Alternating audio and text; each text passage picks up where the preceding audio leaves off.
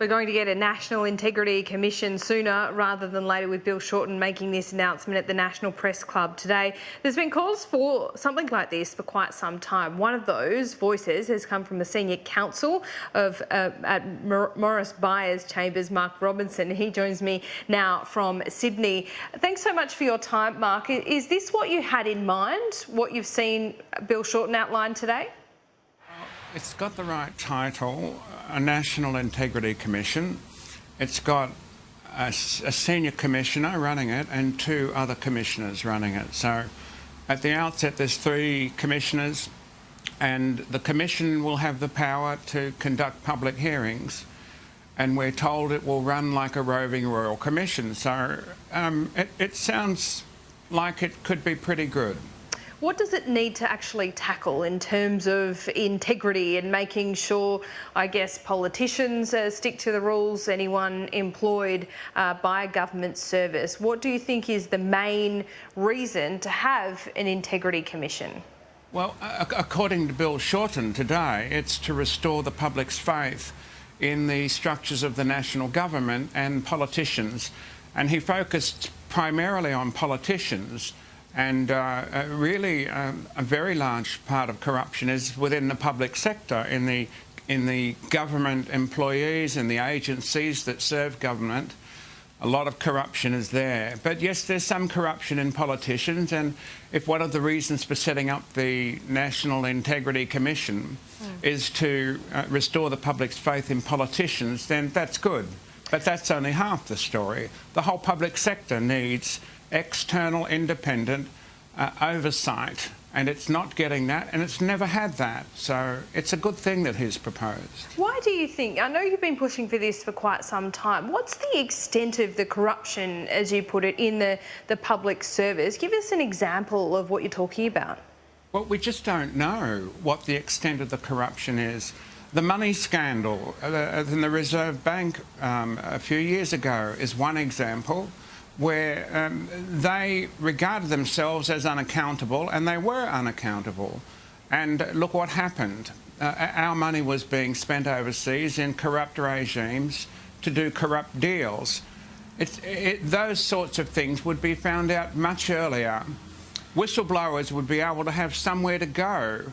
At the moment, they have only got the Ombudsman for systemic maladministration, and that's pretty hard to find, I can tell you.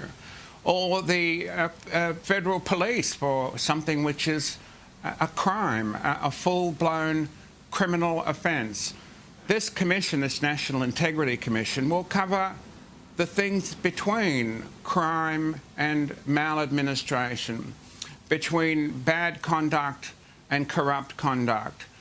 These things have never been looked at before, and they'll get an airing now. It'll be a searchlight on the activity that's never been looked at, and that's a good thing.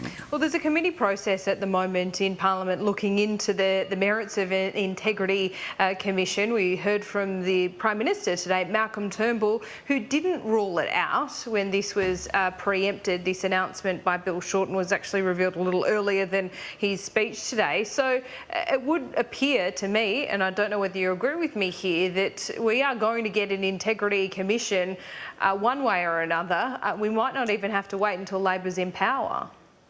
It certainly looks like it, and Shorten has thrown down the challenge. The Prime Minister hasn't ruled it out, and really the politicians' reputation in the public is not very good at the moment, and this is one tangible way that both parties can restore it. Shorten said today, correctly in my view, this is above party politics, it's above Labor, it's above Liberal, it's something that needs to be done, and it's part of the housekeeping, the basic housekeeping of government.